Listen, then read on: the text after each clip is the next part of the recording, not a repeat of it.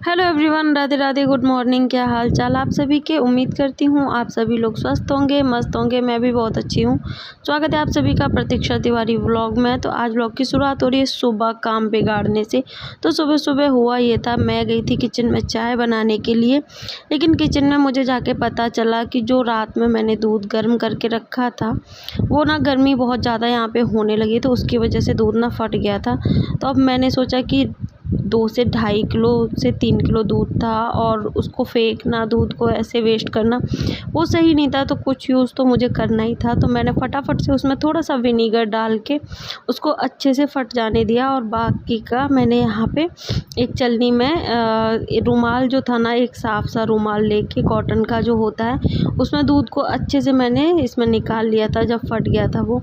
और उसको मैंने अच्छे से निचोड़ के ठंडे पानी से धुलने के बाद उस पोटली को मैंने रख दिया था सेट होने के लिए। तो वो हमारा ना आगे चल के मतलब पनीर बन जाएगा और बहुत ही अच्छा ये पनीर बन जाता है, बिल्कुल मार्केट की तरह। मेन चीज़ जो इसकी होती है वो ये रहती है कि जब आप पोटली बांध दो तब इसको ना ठंडे पानी से धुल लेना चाहिए। उससे जो पनीर है हमारा बहुत ही अच्छे से सेट हो जाएगा। तो यहाँ पे हम पोटली को अच्छे से इसके ऊपर वेट रख के और इसको ना अच्छे से दबा के रख देंगे, इसलिए इसके अंदर जो भी पानी और दूध बचा हुआ है वो बाहर निकल जाएगा और पनीर हो जाएगा हमारा बहुत ही अच्छे से सेट। जब तक हमारा पनीर सेट हो रहा था तब तक मैं चली गई थी फटाफट से नहाने के लिए। नहा के जब मैं आई तो सबसे पहला मेरा काम रहता है, सबसे पहली मेरी प्रायोरिटी रहती है मेरी माता रानी को नहलाना, स्नान कराना, उनको स्थान उनका वापस से देना। तो फटाफट से मैं लग गई थी अपनी पूजा पाठ में।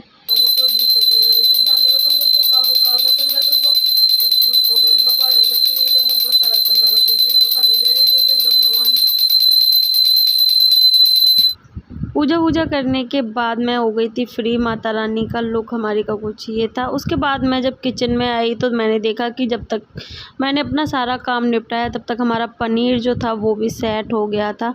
और यहाँ पे मैं अब इसको खोल के देखने वाली थी और ये बिल्कुल मार्केट की तरह बना हुआ था। ये बहुत ही सुंदर, देखने में भी बहुत ही ज़्यादा अच्छा लग रहा था। यहाँ पे मैं अब इसको चाकू से कट करके देखूँगी और एकदम सॉफ्ट बना हुआ था, ऐसा नहीं था कि एकदम हार्ड बना हो या ऐसा कुछ भी नहीं। बहुत ही अच्छा सॉफ्ट पनीर बना था, जैसा हम मार्केट से लेके आते हैं बिल्कुल वैसा ही। अब मुझे निपटाने थे अपने किचन के बाकी के काम। तो फटाफट से जो भी सामान मेरा फैला हुआ था उसको मैं सेट करती जा रही थी और बाकी का साइड में मैंने रख दी थी चाय बनने के लिए।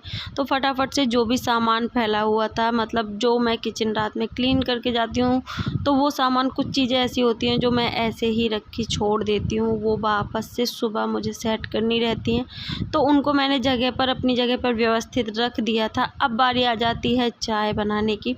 तो फटाफट से साइड में मैंने चाय भी रख दी थी और यहाँ पर चाय हमारी बनके हो गई थी रेडी। और साथ में मैंने निकाल ली थी थोड़ी सी नमकीन। तो यहाँ पर चाय और नमकीन हमारी हो गई थी रेडी। अब बारी आ गई थी अपने फैमिली टाइम की। तो यहाँ पे मैं, दीदी, हस्बैंड और मेरा भांजा, भांजी, डुग्गू, हम सभी बैठ के कर रहे थे अपना चाय एंजॉय। बच्चों को मैं चाय नहीं देती हूँ, इसीलिए वो पापड़ वगैरह अपना जो भी रहते हैं वो खा रहे थे। यहाँ पर काउंटर टॉप पे जो सेल्फ पे मेरी जो ट्रे वगैरह लगी हुई थी गैस के पास में, उन पर थोड़ा सा मुझे ऐसा लग रहा था कि जो ऑयल वगैरह है वो थोड़ा सा निशान से आ रहे थे। तो मैंने जब बर्तन धुले थे तो मैंने उनको भी वापस से धुल दिया था। थोड़ा सा मिक्सर वगैरह जो मेरा ख़राब हो रहा था, हस्बैंड उसको सही करवा के लेके आए थे, तो उसको भी मैंने सेट करना था। तो इसी वजह से उसको भी सबको मैंने अच्छे से कर लिया था क्लीन। अब बारी आ गई थी जो ट्रे वगैरह मैंने क्लीन करी थी उनको वापस से सेट करने की। तो फटाफट से उनको अच्छे से मैंने कॉटन के कपड़े से पोंछ के उनको सेट कर दिया था। अब बारी आ गई थी बाकी के काम निपटाने की। यहाँ पे मैं भर के रख रही थी जो भी हमारी पानी के बॉटल्स रहते हैं उनको। तो किस किस के यहाँ हमारी तरह बॉटल का यूज़ कर लेते हैं, भाई हम तो कर लेते हैं इन बॉटलों का यूज़, क्योंकि गर्मियों में पानी की बॉटल ना चाहे आप कितनी भी भर के रख लो वो सारी कम ही पड़ती हैं। तो फ़िलहाल हमने मतलब उतना नहीं भर के रखते हैं, कुछ बॉटल रहती हैं जो भर के हम फ्रिज में लगा देते हैं। बच्चों को ठंडा पानी अभी नहीं दे रहे हैं, क्योंकि बच्चों के लिए अभी ठंडा पानी बिल्कुल भी सूट नहीं होगा, बीमार हो जाएंगे, इसी वजह से। उसके बाद दीदी यहाँ पे बना रही थी मैगी सब्जी वाली। तो यहाँ पे हम सब्जी वाली मैगी में सिर्फ टमाटर, हरी मिर्च और आलू से ही बनाएंगे, क्योंकि नवदुर्गे चल रहे हैं तो यहाँ पे हम प्याज का यूज़ बिल्कुल भी नहीं करेंगे, ना प्याज का ना ही लहसुन का। तो यहाँ पे हम सिर्फ टमाटर, हरी मिर्च इन सब चीज़ों में ही मैगी को बनाएंगे।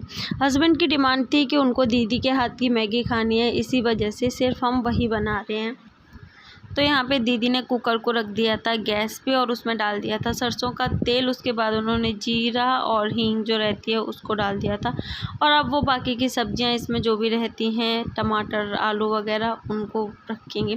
हस्बैंड और मम्मी अभी बाहर गए हुए थे, तो हमने सोचा पहले सब्जियों को रेडी करके रख लेते हैं, क्योंकि मैगी बनने में ज़्यादा समय नहीं लगता है। मेन चीज़ जो उसमें होती है वो सब्जियों का ही बनना रहता है। तो इसी वजह से मटर वगैरह वो सारी चीज़ें हम अभी ही स्टीम करके फटाफट से रेडी कर लेते हैं। तो यहाँ पर सब्जियां जब हमारी भून के हो गई थी रेडी, तो अब यहाँ पे दीदी ऐड कर रही थी मसाले, जो भी बेसिक मसाले रहते हैं, हल्दी, मिर्च, धनिया और मैगी मसाला वगैरह, उनको अच्छे से हम भून जाने देंगे। यहाँ पे सब्जियां हमारी बन के रेडी हो गई थी। अब मैं मम्मी के लिए बना रही पराठा। तो यहाँ पे मम्मी के लिए फटाफट से पराठा बना देंगे, क्योंकि मम्मी मैगी नहीं खाएंगी। इसी वजह से उनको ना थोड़ा सा दर्द वगैरह हो रहा था, दिक्कत हो रही थी उनको पेट में, क्योंकि उनके किडनी में प्रॉब्लम है, गांठ वगैरह है, उसी वजह से। तो इसीलिए उन्होंने मैगी अभी ये सारी चीज़ें थोड़ा सा अवॉइड की हैं। तो यहाँ पे मम्मी के लिए फटाफट से मैंने कर दी थी थाली रेडी। तो यहाँ पे मम्मी के खाने में थे आलू मटर टमाटर की सब्जी और सलाद, और साथ में था पराठा। जब मम्मी को खाना मैंने दे दिया था, मम्मी ने खाना खा लिया था, उसके बाद बारी आ गई थी हमारी मैगी बनाने की। सब्जियां पहले से ही सेट हो रखी थी, तो फटाफट से कुकर में हमने डाल दी थी मैगी। और यहाँ पर साइड में मैं धनिया वगैरह काट के दीदी को दे दूँगी।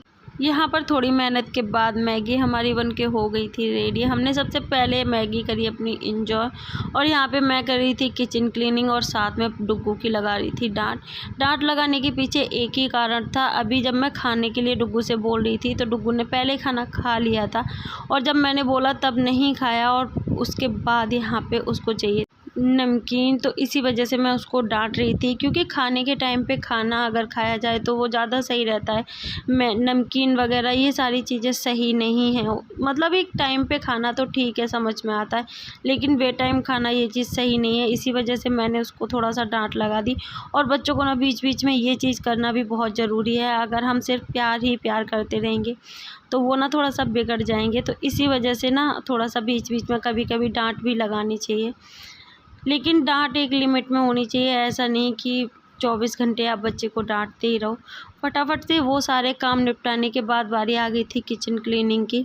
तो यहाँ पे गैस वगैरह जब मैंने अच्छे से क्लीन कर ली थी, अब बारी आ गई थी बर्तनों को धुलने की। तो यहाँ पे जो भी बर्तन पड़े हुए थे उनको मैं वॉश करके कर दूँगी सेट। अब बारी आ जाती है पोंछा लगाने की। तो यहाँ पे फटाफट से जो भी के बर्तन थे उनको सेट करने के बाद मैं लगा लूँगी यहाँ पर पोंछा।